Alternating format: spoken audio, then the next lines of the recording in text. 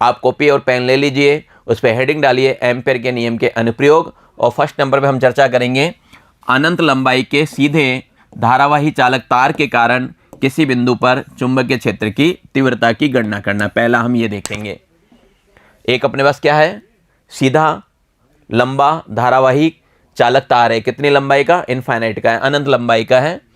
उससे हम किसी बिंदु पे r दूरी पे मान लें, वहां पे हम क्या करेंगे, चुंबकीय क्षेत्र की तीव्रता की गणना करेंगे। ठीक है, चलिए मेरे पास क्या है, सपोज कीजिए क्या है, एक सीधा तार है जिसमें मैंने क्या कर रखी है, आई धारा बाहर रखी है। ठीक है, तो यहाँ पे आई धारा बह रही है, यहाँ से हमने इस तार से कोई भी एक पॉइंट ले लिया, इससे कितनी दूरी पे, P दूरी पे हमें एक बिंदु है जहाँ पे मुझे क्या करना है, चुंबकीय क्षेत्र की तीव्रता की गणना करनी है। तो अब मैं क्या करूँगा, यहाँ पे मुझे एम्पेयर नियम का प्रयोग करना है, तो मैं क्या करूँगा, एक पथ का चुनाव करूँगा जिसको आप एम्पेयर पथ कहते हैं। हम क्या करेंगे, यहाँ पे एक पथ का चुनाव करेंगे जो एम्पेयर पथ कहलाता है। ये एम्पेयर पथ कैसा लेना है, एक वर्ताकार पथ लेना है जो कि उस बिंदु P से क्या हो, गुजरता हो। मैंने क्या किया, एक पथ ले लिया, कैसा, वर्ताकार, और कहाँ से, P से गुजर रहा हो। ठीक है, जब वो P से गुजर रहा है, इसको केंद्र मानते हुए चले, तो वो दूरी अपन ने क्या मान ली, तार से R दूरी मान ली। तो ये जो R दूरी है, ये जो अपने पास ये पथ आया ना, ये जो अपने पास पथ आया है, इसकी क्या हो जाएगी, फिर वो सीधी सी बात है, इसकी क्या होगी, त्रिज्या हो जाएगी। राइट, ठीक है, हमने चित्र बना लिया।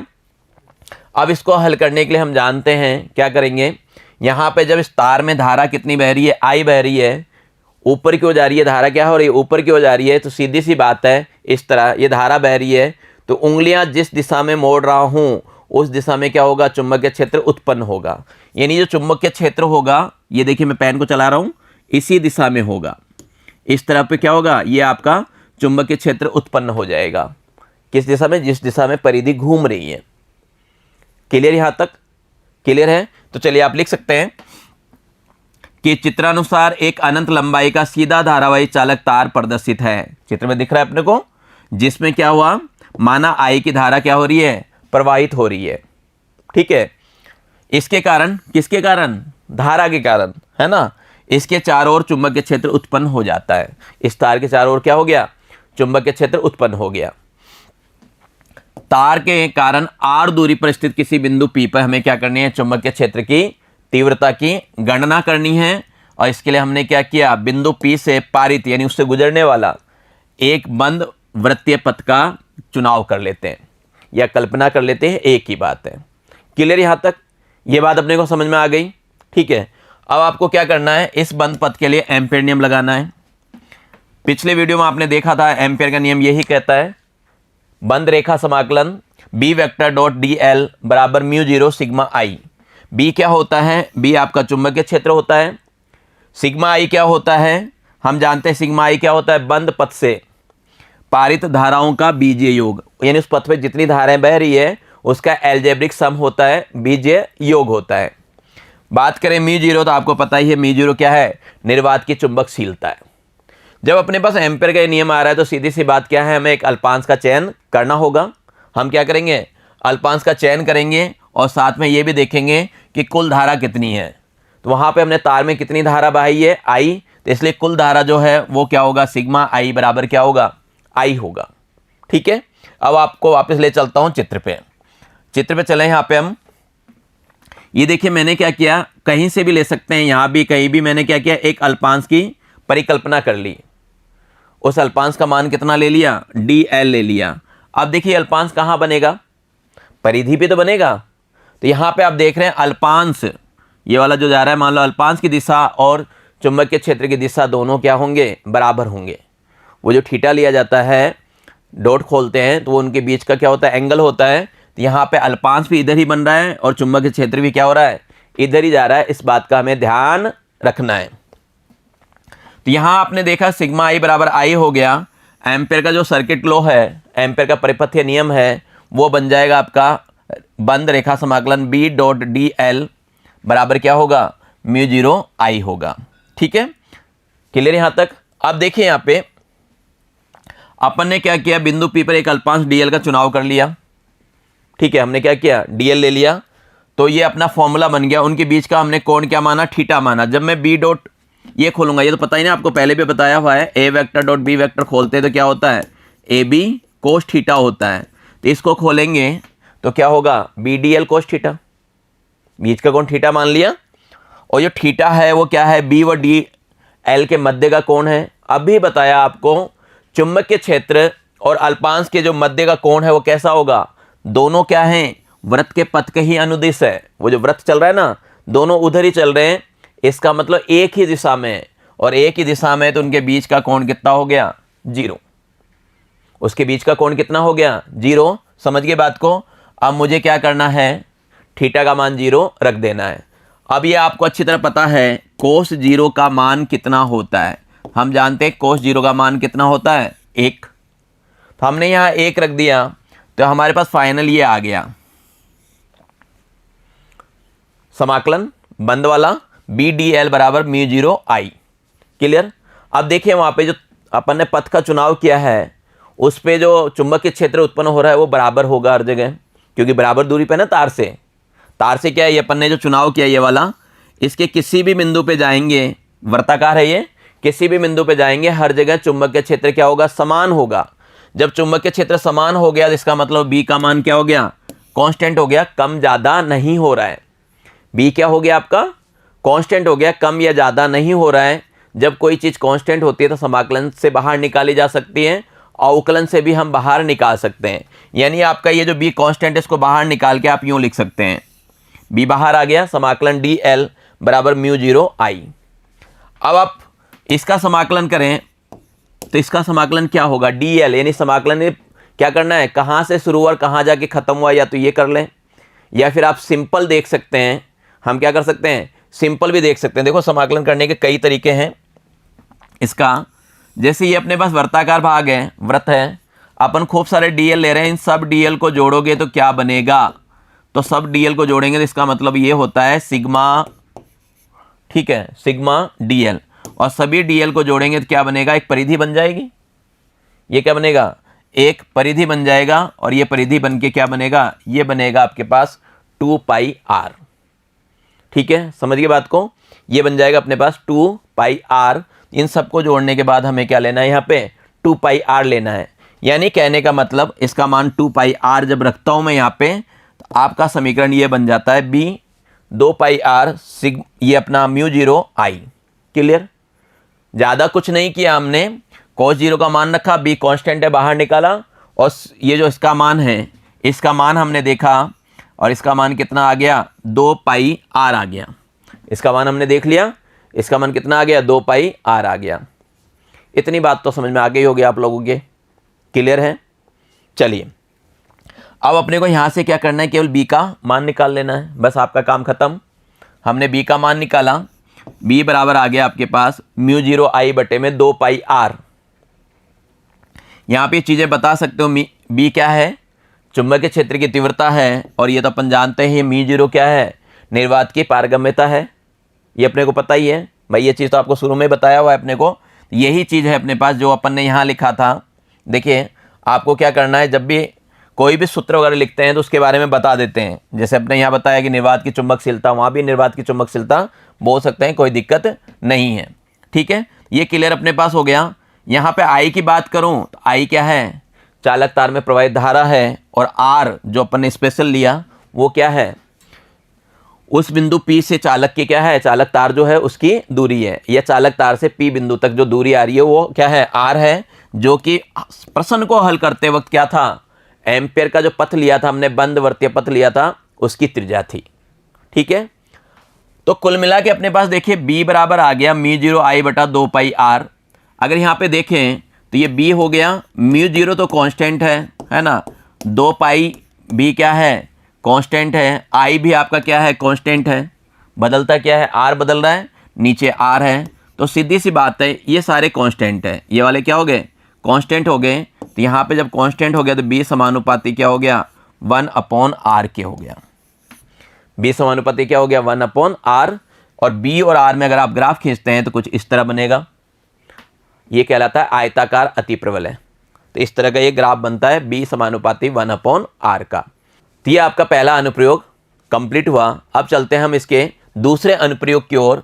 ठोस धारावाही बेलन के कारण उत्पन्न चुंबकीय क्षेत्र की तीव्रता की गणना। इस पर हम क्या कर रहे हैं, एक धारावाही बेलन ले रहे हैं। यहाँ पे क्या हुआ, एक धारावाही बेलन ले लिया जिसकी हमने त्रिज्या क्या मान रखी है, कैपिटल R, और साथ में हमने मान रखा है कि इसके अंदर कितनी धारा बह रही है, I धारा प्रवाहित हो रही है। और ये जो I धारा प्रवाहित हो रही है इसी के कारण क्या हो रहा है, चुंबकीय क्षेत्र उत्पन्न हो रहा है। फिर वही नियम, धारा क्या हो रही है, ऊपर की ओर जा रही है तो चुंबकीय क्षेत्र क्या होगा, इस तरह घूमेगा, है ना, बताया था आपको, ये है अपने पास इस तरह घूमेगा। इसकी बात करूँ तो इस तरह घूमेगा, तो ये जो अपने पास चुंबकीय क्षेत्र है वो इस दिशा में चलेगा, ऐसे चलेगा। जो आपका बी है चुंबकीय क्षेत्र इस दिशा में चलेगा। क्लियर।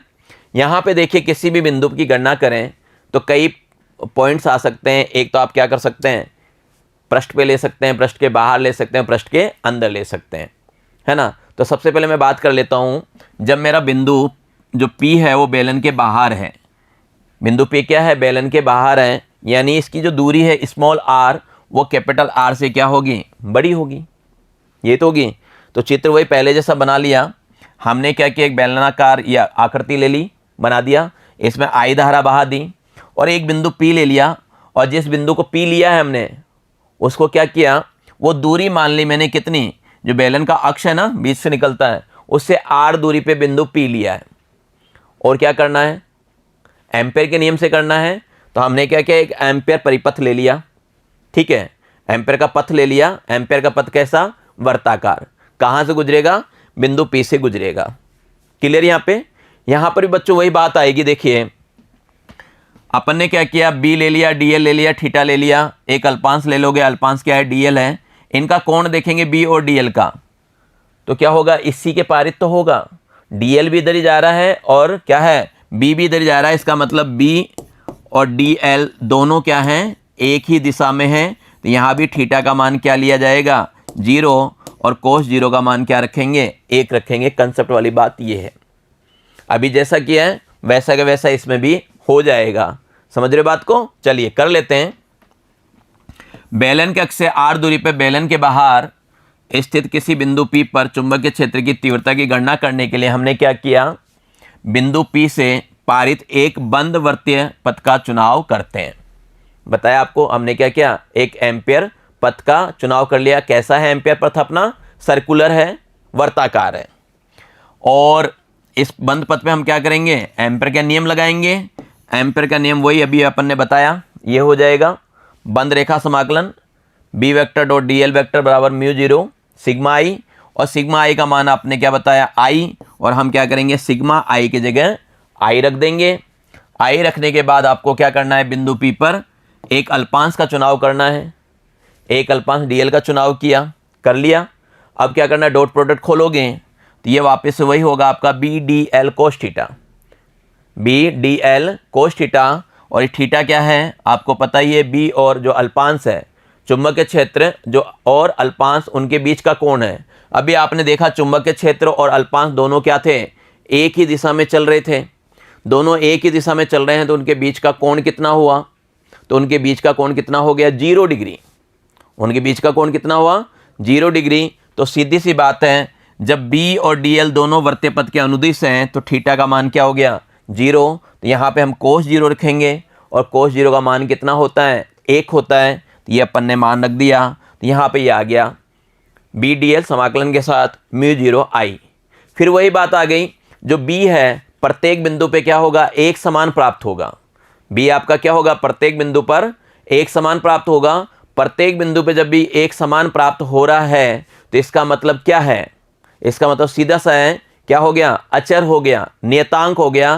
तो बी आपका क्या है, नियतांक है। जब बी आपका नियतांक है तो उसको समाकलन से बाहर निकाला जा सकता है। तो हमने क्या किया, इस बी को समाकलन से बाहर निकाल दिया। ठीक है, अल्पांश का समाकलन करेंगे, अल्पांशों का समस्त का योग क्या होगा, परिधि के बराबर आएगा। वो सबको तोड़ तोड़ के लेंगे तो परिधि के क्या होगा, बराबर होगा। तो इसका मान रख दिया तो ये वापस पहले की तरह ही बनेगा आपके पास। ये आ गया बी बराबर क्या आ जाएगा, 2 पाई आर, इधर गुना हो रहा है ना, उधर चला जाएगा। तो ये बी बराबर आ गया म्यू 0 आई बटे में 2 पाई आर। तो फाइनली आपके पास ये रिजल्ट आ गया।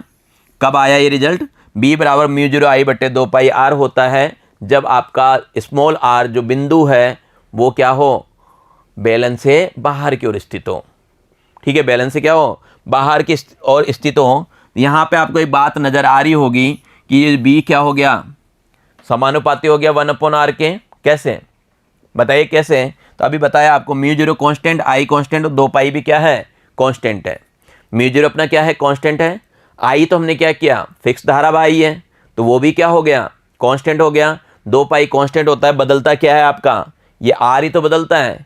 तो कहने का मतलब क्या है, अगर हमारा बिंदु बेलन से बाहर की ओर स्थित है तो क्या होगा, बी समानुपाती होगा 1/r के। यानी बाहर जितनी ज़्यादा दूर जाओगे चुंबकीय क्षेत्र उतना ही कम होता जाएगा। क्लियर ये बात? तो यहाँ पे बी आउट यानी बाहर की तरफ है, तो बी समानुपाती हो गया 1/r के। वहाँ जो चीज़ें लिखी हुई है आप अच्छी तरह जानते हैं। बी चुंबकीय क्षेत्र है, μ0 क्या है, निर्वात की चुंबकशीलता है, आर बिंदु पी के बेलन से अक्ष की दूरी है, और आई क्या है, बेलन में प्रवाहित धारा है। क्लियर? अगले केस की ओर बढ़ते हैं।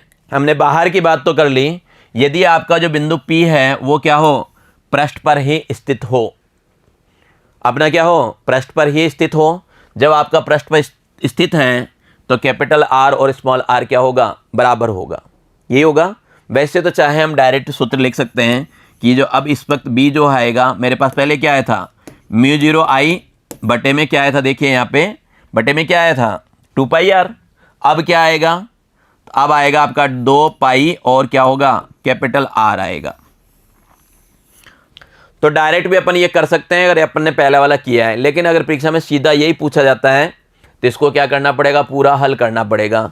पूरा हल करने के लिए हम यही चित्र बनाएंगे, एक बिंदु का चुनाव करेंगे। कहाँ पे बिंदु लेना है आपको, पृष्ठ पे।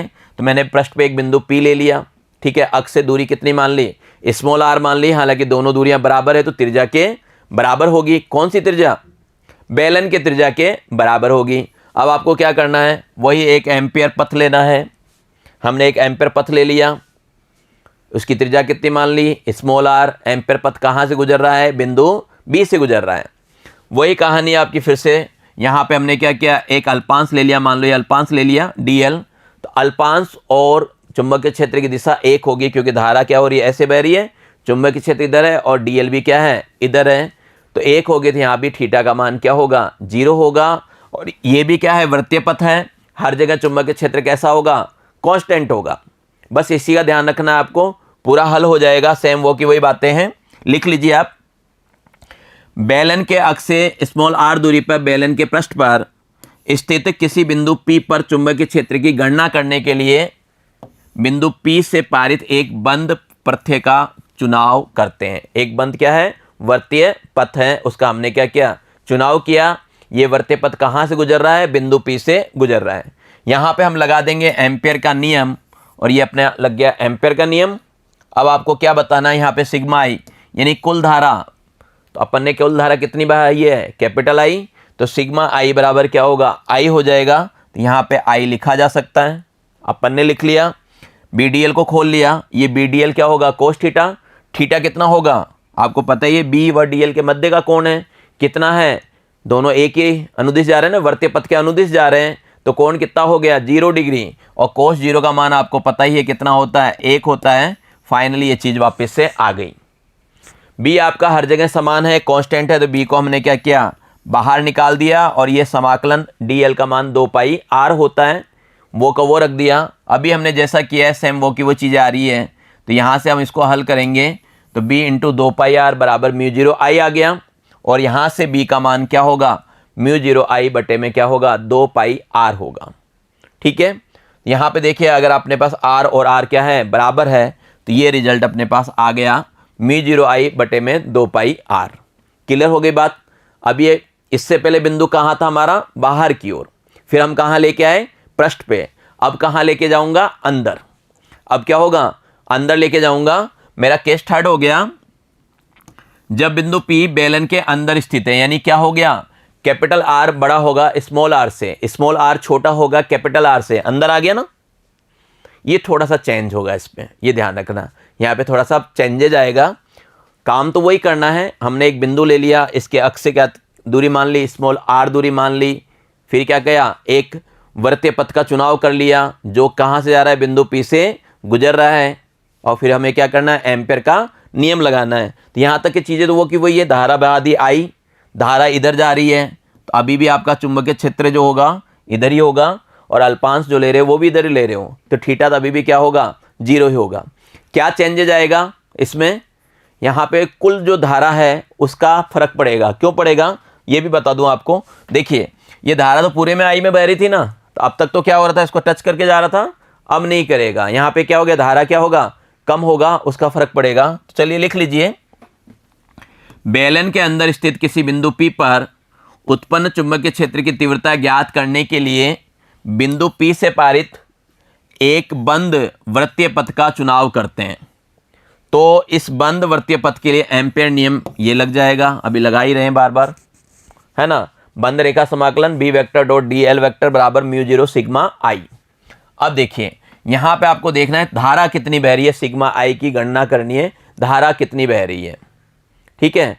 यहाँ पे हम धारा देखें तो यहाँ पे आपका जो क्षेत्रफल है वो कितना है, भाई अपन ने इसी की बात कर रहे हैं, तो ये क्षेत्रफल कितना ले रखे हैं, R। पूरे क्षेत्रफल में मैं यहाँ समझा दूँ आपको, ये हमने कैपिटल R ले रखा है। तो यहाँ पे जो पूरा अगर अपने पास ये पूरा वृत्त बनता, ये अपने पास क्या होता है, ये पूरा वृत्त बनता, इसमें तो धारा I है, इसमें धारा क्या है, I है। जब आपका बिंदु बाहर गया तो बड़ा वृत्त बन गया, लेकिन धारा तो वही रही, I एक्स्ट्रा तो आया नहीं ना, भाई बाहर तो है ही नहीं, इधर बाहर की तरफ तो क्या है, कोई धारा है नहीं, अंदर ही है। लेकिन अब मेरा वृत्त क्या बन रहा है, छोटा बन रहा है, तो धारा इधर भी है, ये बचा हुआ हिस्सा है ना, इसमें भी धारा है। तो अपने को ये पता करना है छोटा सा जो वृत्त बना उसमें कितनी धारा बह रही है। क्लियर, चलिए तो हम उसके लिए पता करें कितनी धारा बह रही है। तो जो वृत्त का क्षेत्रफल है पाई आर स्क्वायर, उसके लिए कुल धारा थी I, है ना, और इकाई क्षेत्रफल के लिए कुल धारा कितनी होगी, 1/पाई आर स्क्वायर। अब जो आपका छोटा वाला वृत्त है उसका क्षेत्रफल कितना हो गया, पाई आर स्क्वायर, स्मॉल r लिया, उसके लिए धारा कितनी होगी, तो इसको क्या करेंगे, पाई आर स्क्वायर से गुणा कर देंगे। तो इसको हमने पाई आर स्क्वायर से गुणा किया, पाई से पाई तो क्या हो गया, कैंसिल हो गया, और क्या बच गया अपने पास, ये बच गया आई आर स्क्वायर बटे में कैपिटल R स्क्वायर। कहने का मतलब कुल धारा ये आई, जो कुल धारा है वहां पे धारा का जो बीजगणितीय योग है ये आ गया आई आर स्क्वायर बटे में R स्क्वायर।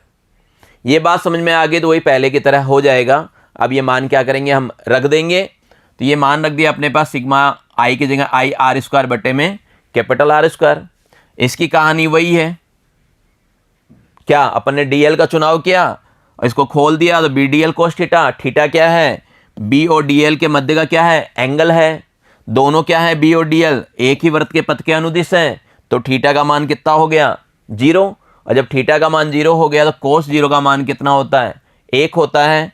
और वहाँ पे जो बंद पथ है उसके प्रत्येक बिंदु पे B में क्या होता है, नियत होता है, तो B आपका क्या होगा, बाहर निकल जाएगा। रेखा समाकलन DL का मान कितना होता है, परिधि के बराबर, तो 2πr होगा। ये सारे मान रख देंगे और सारे मानों को रखोगे, हल करने पे ये चीज़ आएगी अपने पास μ0, ये 2πr इधर आ जाएगा अपने पास, एक r से एक r कट जाएगा, देखिए एक r से एक r काट दिया, तो μ0 RI बटे में क्या आ गया, 2πr स्क्वायर। ये कब आया, जब आपका कैपिटल R बड़ा है R से, यानी बिंदु क्या है, बेलन के अंदर स्थित है। यहाँ पे ये चीज़ें आपको पता ही है, म्यू क्या है, μ0 क्या है, R क्या है, इसमें ज़्यादा दिमाग अपन नहीं लगाएंगे। तो सीधी सी बात है, वहाँ पे हमने सारी चीज़ें बता दी। कैपिटल R बेलन के वर्ताकार भाग की त्रिज्या थी, I क्या था, बेलन में, पूरे बेलन में जो प्रवाहित धारा है वो है। अब वहाँ पे जो रिजल्ट आया उसको अगर आप देखते हैं, इस रिजल्ट को अगर हम देखें तो ये किसके समानुपाती आता है। देखिए μ0 कांस्टेंट है, I आपका कांस्टेंट है, 2πr स्क्वायर ये कांस्टेंट है। तो यहाँ पे सीधी सी बात है आगे कि B समानुपाती है R के, स्मॉल r के। यानी कहने का मतलब ये है कि आप उस केंद्र, उस जो अंदर जो वृत्त बनाया ना आपने, वो जितना बड़ा करोगे उतने ज़्यादा क्या होगा, क्या होगा, चुंबकीय क्षेत्र बढ़ेगा। यानी यहाँ जो बेलन था अपने पास, ये अपन ने बेलन लिया था और ये क्या किया था आपने, वो वाला ले लिया था बीच का अक्ष। इस अक्ष से जितना दूर जाओगे उतना क्या होगा, चुंबकीय क्षेत्र बढ़ता जाएगा। इस केंद्र से मान लें आप, है ना, केंद्र से जितना दूर हटोगे चुंबकीय क्षेत्र बढ़ता जाएगा।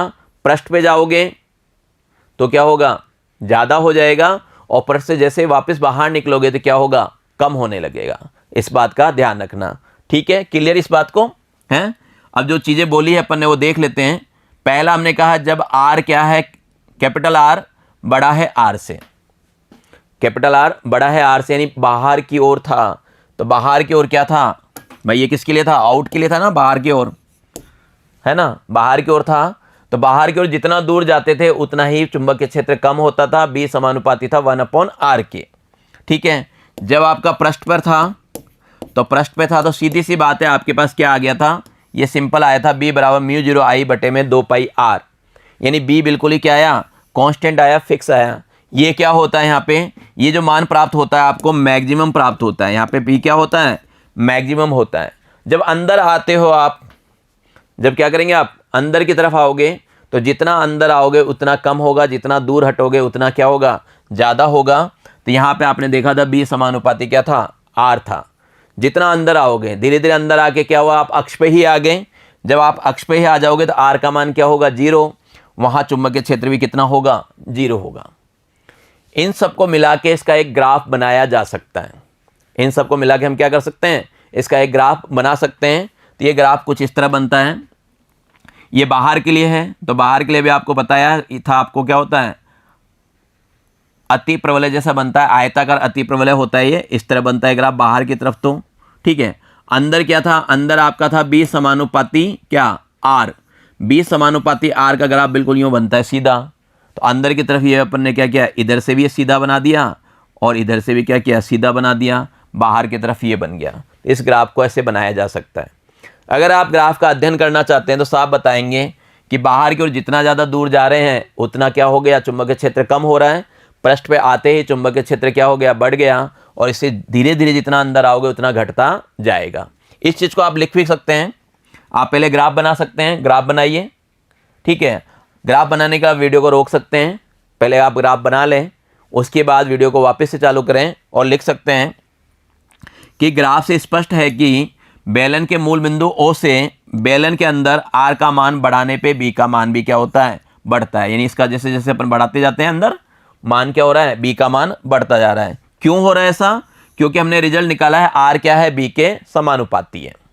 R क्या था, B के समानुपाती था। हम क्या करें, धीरे धीरे बढ़ते हुए हम कहाँ तक चले जाएं, पृष्ठ पे चले जाते हैं। बढ़ते हुए हम क्या करें, पृष्ठ पे चले जाते हैं। पृष्ठ पे हमें क्या मिलता है, अधिकतम मान प्राप्त होता है। क्यों होता है, क्योंकि वहां पे B का मान क्या था, नियत था। अब पृष्ठ से आप क्या करें, पृष्ठ पे आपको क्या मिल गया, B का मान क्या हो गया, अधिकतम हो गया। लेकिन बेलन के बाहर निकलिए, बाहर निकाल के जैसे जैसे आप R का मान बढ़ाएंगे, इस वक्त ध्यान देना B का मान घटता है, B का मान क्या हो जाता है, कम हो जाता है। क्यों, क्योंकि बाहर की ओर जो था ये क्या था, R क्या था, समानुपाती था 1/B के, या फिर B क्या था, समानुपाती था 1/R के। समझ गए बात को, एक ही बात है। यानी जितना ज़्यादा दूर जाओगे चुंबकीय क्षेत्र क्या होगा, घटेगा, है ना। तो कहने का मतलब ये हो गया कि बेलन के बाहर जितनी ज़्यादा दूरी पर बिंदु P स्थित होगा, उस बिंदु पे B का मान उतना ही क्या होगा, कम होगा, उस पर क्या होगा, उतना ही मान कम होगा।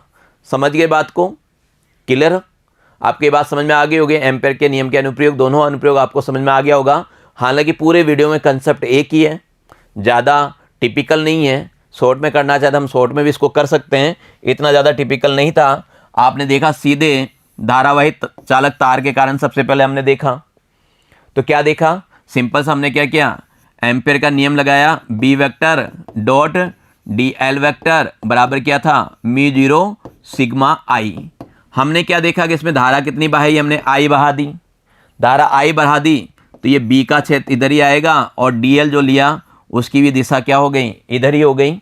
तो जब हमने इसको खोला तो इसको खोलने पे बी डी एल क्या होता है, कोस 0 हो गया, और कुल धारा हमने क्या बताई, आई, तो ये आई हो गया। कोस 0 का मान 1 होता है, और बी क्या हो गया, हर जगह बराबर आएगा, तो बी तो क्या हो गया, बाहर आ गया, और डी एल बराबर आ गया अपने पास μ0 आई। इसका मान कितना है, यहाँ पे बहुत सारे अल्पांश हैं, इन अल्पांशों को अगर हम मिला दें तो वृत्त की क्या होती है, परिधि के बराबर हो जाती है। तो ये आ गया b 2πr बराबर μ0 आई। तो यहाँ से हमने क्या किया, सिंपल सा यहाँ से हमने b निकाल लिया, μ0 आई बटे में कितना, 2πr, यहाँ से हमने सिंपल से निकाल लिया। और हमने क्या कहा, अगर समानुपाती लगाना हो तो 1/r के क्या हो गया, समानुपाती आ गया, क्योंकि μ0 कांस्टेंट, आई कांस्टेंट, और 2π भी क्या था, कांस्टेंट था। ये का ये कंसेप्ट हमने किस में लगाया, सेम ये का ये कंसेप्ट हमने क्या किया, जब आपके पास ये बेलनाकार था, इस बेलनाकार में भी आपने क्या किया, सेम वो की वही बात है। हम क्या किए, बिंदु को बाहर की ओर लिए P, ये R दूरी पे लिया, तो अभी वाला जो कंसेप्ट लगाया था इससे अपने क्या किया, एक वृत्त गुजार लिया। अभी वाला जो कंसेप्ट लगाया था सेम वो का वही कंसेप्ट लग गया R दूरी पे। भाई इसको क्या कहते हैं, बेलनाकार ना कह के क्या कर सकते हो, सीधे लंबे धारावाही चालक तार तो बोल ही सकते हैं।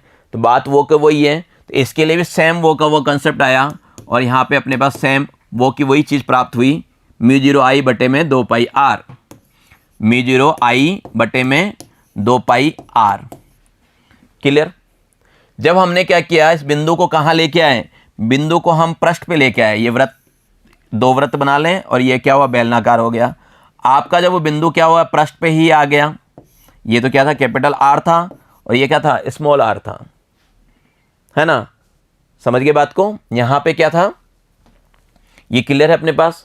अब आपको क्या करना है, वहां पे R और कैपिटल R क्या हो गए, बराबर हो गए।